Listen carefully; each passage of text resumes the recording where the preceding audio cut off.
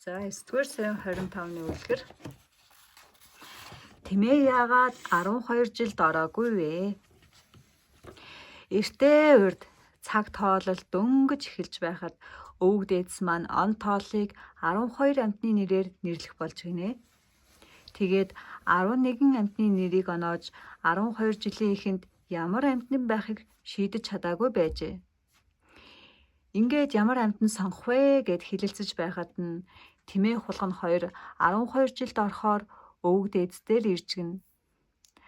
Аль альнийг нь гомдоохгүй тулд 12-ын та хоёрын хэн нь 12 жил багтахаа өөрсдөө шударгаа шийдээ хэмээн альджээ. Тэмээ хулган 2 буцах зандаа хэрхэн шийдэхээ ярилцаж гин.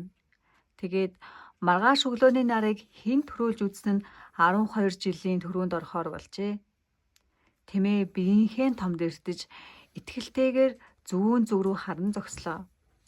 Хулган уул шиг том биетэй Тэмээнээс өрсөж нарыг би яаж харах вүлээ хэмээн бодоод өглөөний нарны эхний туяа уулын ороод тусдгийг санав.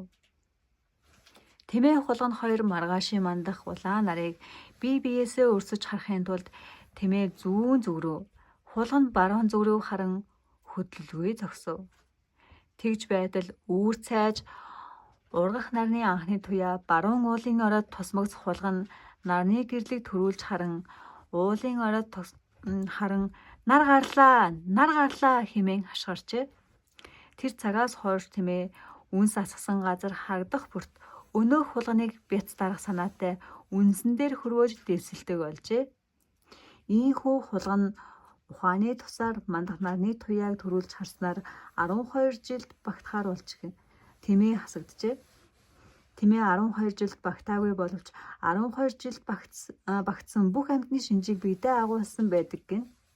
Эдгээр шинж нь хулган жигтэй, үхэр гэцтэй, бар тавагтай, туулай хамартай, луу биетэй, могой нүдтэй, морин дэлтэй, хоньны ноостой, бичин бүхтэй, дахиа өрөвлөгтэй, нохой гуйтай, гахай сүлтэй гинэ. За сайхан амарцгаарай. Сайхан амарцгаарай.